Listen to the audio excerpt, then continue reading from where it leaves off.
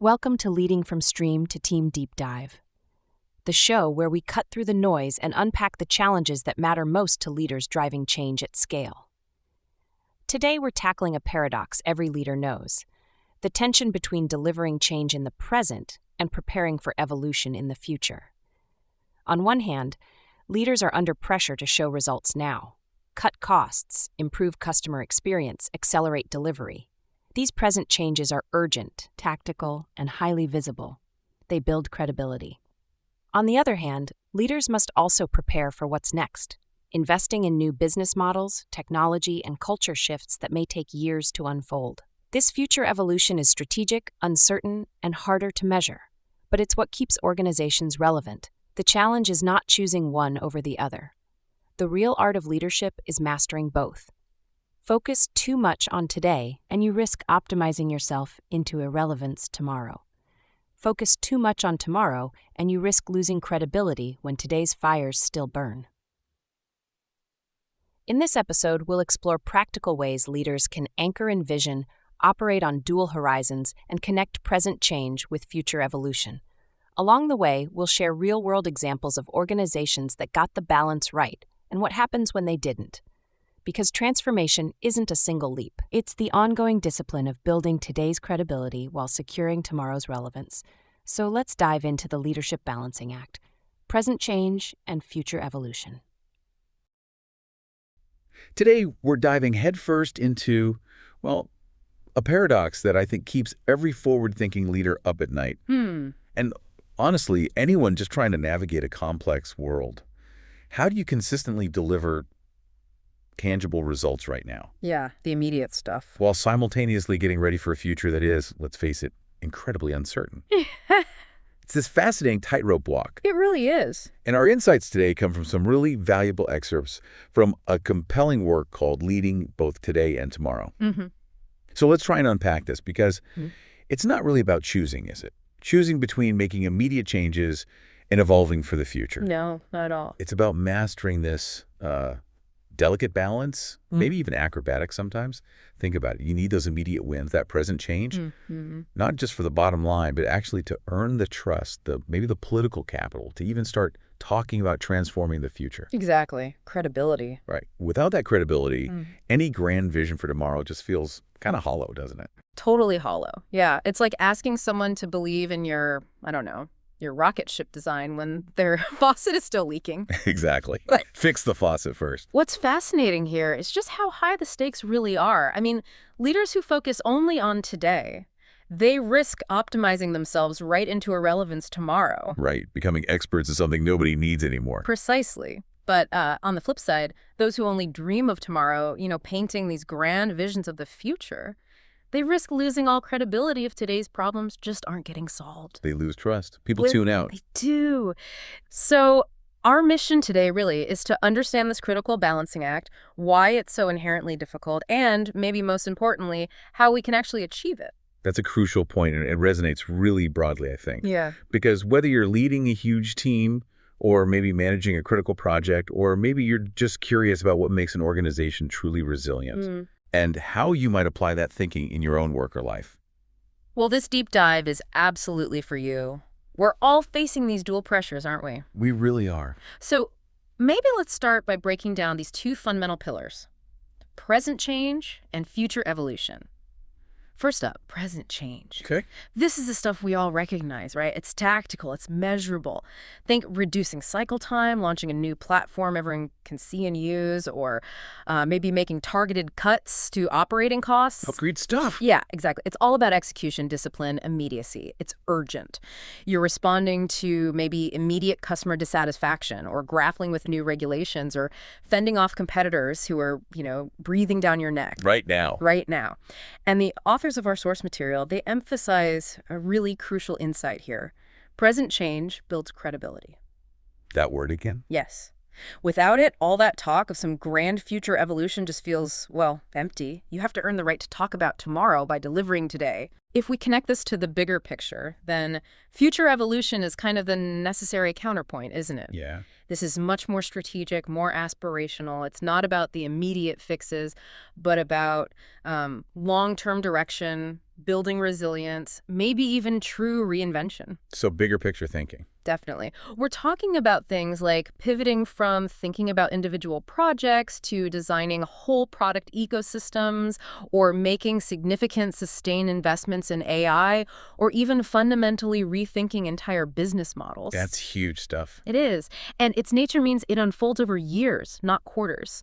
And critically, it's often pretty intangible in the early stages. Harder to measure. Much harder to measure your future readiness today than it is to track this quarter's KPIs, right? Sure.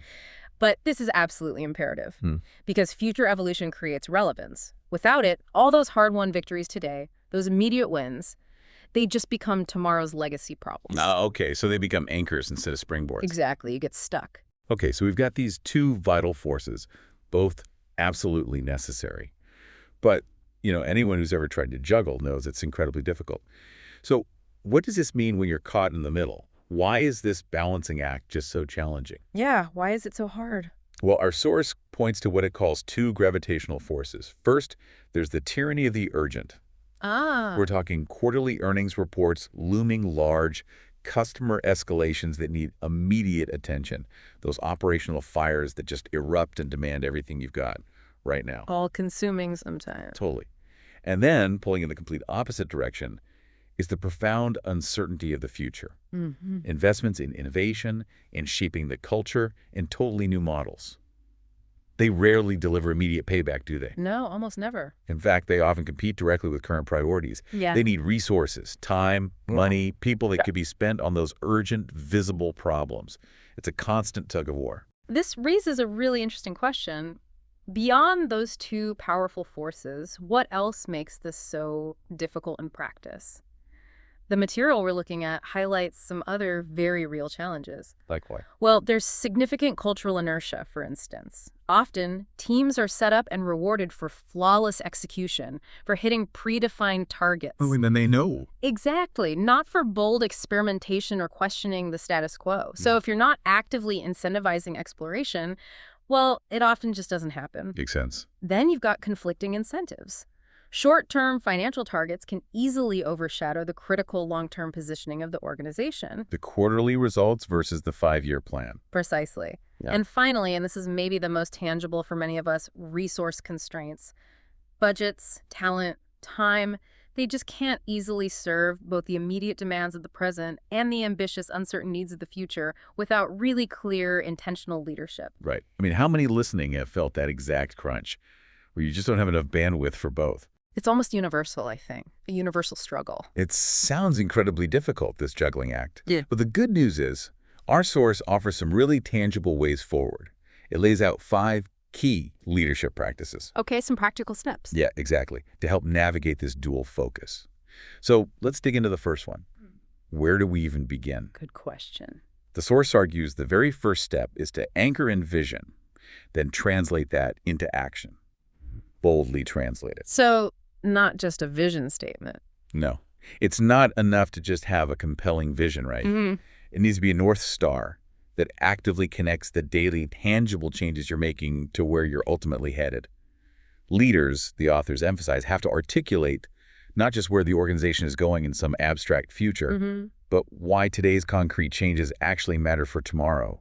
It's about making that link really explicit for everyone, making the why crystal clear. It's about making sure that vision isn't just, a poster on the wall or a slide in the deck. Right. It becomes a living guide that informs daily decisions and connects every small improvement today to that larger aspirational future. Every bit of present change should feel like it's building a piece of that future state. I couldn't agree more. That makes total sense. And building right on that, the second practice is to operate on 2 time horizons. Okay, 2 horizons. Yeah, and our source defines these very clearly. Horizon 1, that's all about delivering measurable wins in the next, say, 6 to 12 months. The near term. Your immediate impact zone, where you build that credibility we talked about. Horizon 2, though, that's about investing in capabilities that will truly matter in 3 to 5 years. Longer view. Much longer. Things like core tech platforms, evolving the culture, crucial AI investments maybe. And the key here, this is critical, is to explicitly separate these discussions. Ah, interesting. Different meetings. Yeah, maybe different forums, different meetings, even just different mindsets to make sure the urgent demands of Horizon 1 don't constantly overshadow the longer-term imperatives of Horizon 2. Precisely. Because if you don't deliberately create that space, that separation, Horizon 1 will always win. It just will. It's human nature, isn't it? The immediate crisis. It is. It's the urgent fire. It Yeah. naturally sucks up all the oxygen in the room. Horizon 2, the long-term stuff, just gets perpetually pushed to next quarter. And then next quarter never comes. Exactly. And that's how organizations slowly, maybe even unintentionally, lose their future relevance. This deliberate separation ensures both horizons get the dedicated focus and, importantly, the resources they require. That makes perfect sense. It's like a fundamental shift in how you allocate attention, not just money. Yes. And building on that, the third practice challenges how we even fund our work. Fund value streams, not projects. Okay, that sounds like a big shift. Value streams versus projects. It is a significant shift in thinking. Think of it this way. Traditional projects are often like building individual houses, right? Yeah. Each with its own separate budget, its own deadline, sometimes without a clear link to the broader neighborhood. Siloed efforts. Exactly. Value streams are more like funding the entire urban development. The roads, the utilities, the parks, that continuously delivers housing and infrastructure as the city grows and its needs evolve. Okay. More continuous, adaptable funding. Right. It's about funding ongoing capabilities that can adapt and flex, rather than these fixed-scope temporary efforts. This makes it much more agile, more sustainable, allowing teams to pivot between near-term delivery and longer-term innovation without constantly having to re-justify every single piece of work. Less stop-start funding cycles. Hopefully. Then we have the fourth practice, cultivate ambidextrous leadership. Ambidextrous. Okay, using both hands. Kind of. It's a really interesting concept. It means encouraging leaders at all levels to act as both operators Okay, the executional folk. and explorers. Operators drive efficient execution, hitting today's targets. Explorers are scanning the horizon, spotting trends, experimenting with new possibilities for tomorrow. So, doing both. Ideally, yes, or fostering both capabilities within the leadership team. The source even suggests rotating leaders through different roles that require these distinct mindsets. Oh, that's clever. Yeah, to avoid what it calls single lens thinking, where someone is only ever good at or focused on one aspect. It's about building a broader capacity across the leadership ranks. This is crucial because it ensures that innovation and forward thinking aren't just stuck in some separate innovation lab Right. Off in a corner somewhere. or a specific department down the hall. It embeds that dual mindset throughout the whole leadership structure. It makes future evolution everyone's responsibility, not just the select few's job. It becomes part of the organizational DNA. That's a powerful point, making it systemic. And finally, the fifth practice is to reward both outcomes and learning. Yeah, rewards. Always important. Always follow the incentives, right? It's not enough just to celebrate the operational wins, which, don't get me wrong, are absolutely vital. You have to celebrate those. Absolutely. Yeah. But you also need to actively celebrate and reward meaningful experiments that genuinely help shape future evolution, even if they don't immediately hit a home run. So rewarding the effort and the learning, not just the final result. Exactly. The source stresses making learning a visible KPI, a key performance indicator, right alongside traditional performance metrics. This sends a really clear signal that continuous adaptation, strategic exploration, that's just as valued as hitting the immediate targets. It validates taking smart risks. It changes the culture around failure, too, potentially. It makes it okay to try things. Precisely. Okay, that's a really powerful set of practices. Now, let's try and bring this to life. There's a perfect example from our source material. Yeah. A global insurer. They were facing declining customer loyalty. Can you set the scene for us? What was the core problem? Absolutely. Their claims processes were, well, incredibly slow, buried in paper. Just a real nightmare for customers. And it was bleeding loyalty, plain and simple. I mean, imagine being in a stressful situation, maybe after an accident, and then having to navigate this bureaucratic, paper-based nightmare. It was a massive pain point. Okay, so the immediate fire was clear. Customer dissatisfaction, inefficient, outdated processes. Yeah. How did they tackle that present change piece? They launched a massive digitization effort just completely overhauled their claims process, moving it all online. Okay, classic digital transformation. Right. And this delivered faster service, almost immediate benefits for their customers. It instantly started to build back that crucial credibility we talked about. People could see and feel the difference right away. A clear horizon one win. But here's the magic, right? Yeah. As you said, they didn't just fix today. What were they doing simultaneously for that future evolution? Exactly. While they were digitizing claims, getting those immediate wins, they also poured resources into AI, specifically for fraud detection and predictive claims modeling. Okay, so much more forward-looking. Totally. This wasn't about quick wins. This was a multi-year investment, positioning them for a completely different future. It would allow them to anticipate and maybe even prevent issues rather than just reacting faster. It definitely took longer to mature, but it was strategically vital. So by linking that present change, the visible, impactful digitization with the future evolution in AI, Yeah. what was the ultimate outcome? How did it play out? Well, it was really a dual victory and a brilliant illustration of these principles in action. They improved today's customer satisfaction scores significantly, making their current operations much stronger, regaining trust. Okay, so fixing the present. Fixing the present. And at the very same time, they secured tomorrow's competitive edge. They ensured they wouldn't just be relevant, but actually leading the pack with these advanced capabilities down the line. It perfectly shows how both elements, when done together, create truly sustainable success. That's a fantastic example of getting it right, the synergy between the two horizons. But what happens when you get it wrong? Ah, the danger zone. Yeah. What does this all mean if you over-index on just one side? The consequences can be pretty severe, can't they? Oh, absolutely. Let's talk first about overweighting on present change. Focusing solely on being incredibly efficient at what you do today. What's the risk there? Well, you risk becoming incredibly efficient, but completely irrelevant tomorrow. The Kodak example often comes up here, doesn't it? It's the classic case study, yeah. They perfected film technology to an almost unimaginable degree. Efficient, accessible, high-quality film. Masters of their craft. Totally. But while they were busy optimizing film, the entire world was rapidly shifting to digital photography. They were efficient, yes, but they missed the future. They essentially optimized themselves into oblivion. Wow. Okay, so that's the risk of focusing only on today. What about the other side? Overweighting on future evolution. That runs a different but equally damaging risk. Leaders who spend all their time talking about moonshot projects, groundbreaking AI, entirely new business model. Big, exciting stuff. Yeah, the sexy stuff. But if they do that without addressing the pressing issues of today, they quickly lose credibility with employees, with investors, with customers. Right. It's hard to get excited about an AI future if your website keeps crashing. Exactly. Or if customers are constantly complaining about basic service failures right now.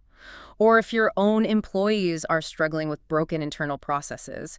Your grand visions just feel empty if today's fires are still burning uncontrolled. You lose the license to lead towards that future. Precisely. So the central message here, I think, is really powerful. Sustainable leadership lies not in choosing between these two forces. It's not either. No. It's in holding both tensions at once. It's about living in that dynamic space where today's demands and tomorrow's possibilities coexist and maybe even fuel each other. It's a continuous dance, not a one-time decision. That brings us towards the end of our deep dive today. What we've really explored is that transformation isn't this single dramatic leap. It's a continuous dual challenge. It's about the relentless drive for present change, while simultaneously and just as relentlessly preparing for future evolution. Leaders who truly succeed, it seems, are the ones who embrace both of these critical disciplines. They ensure every improvement today builds a robust foundation for tomorrow's reinvention. And maybe just to reiterate the critical takeaways for you listening, present change delivers that vital credibility. It builds trust, shows tangible results now, future evolution ensures relevance, positioning you and your organization to thrive in whatever comes next. And the path involves specific actions. Right. The path to achieving this requires leadership that can anchor everything in a clear vision, operate consciously on those dual time horizons, fund capabilities in more adaptable ways, cultivate leaders who are both operators and explorers. That ambidextrous idea. Exactly. And perhaps most importantly, reward both the concrete outcomes and the invaluable learning that comes from smart experimentation along the way. You know, the future, as our source puts it so well, isn't won by ignoring today, but today isn't sustainable without building the future. Well said. The true art of leadership and maybe even just navigating our own lives in this complex world, really lies in mastering both. So, maybe a thought to leave you with. Where might you be over-indexing right now? Are you too focused on today's fires, perhaps? Or maybe too lost in dreaming about tomorrow? How can you consciously start to shift to embrace both in your own context? That's it for today's deep dive into one of the hardest challenges leaders face, the balancing act between driving change today and preparing for tomorrow. Here's the takeaway. Present change delivers credibility, future evolution ensures relevance. Focus only on today and you risk becoming efficient but irrelevant. Focus only on tomorrow and you risk losing credibility when today's problems go unsolved. The true art of leadership lies in mastering both. If you'd like to download resources from this episode, visit streamtoteam.com. And in our next episode, we'll explore how mission, values, and principles serve as anchors when the present and future start pulling in opposite directions. Until then, keep leading from Stream to Team.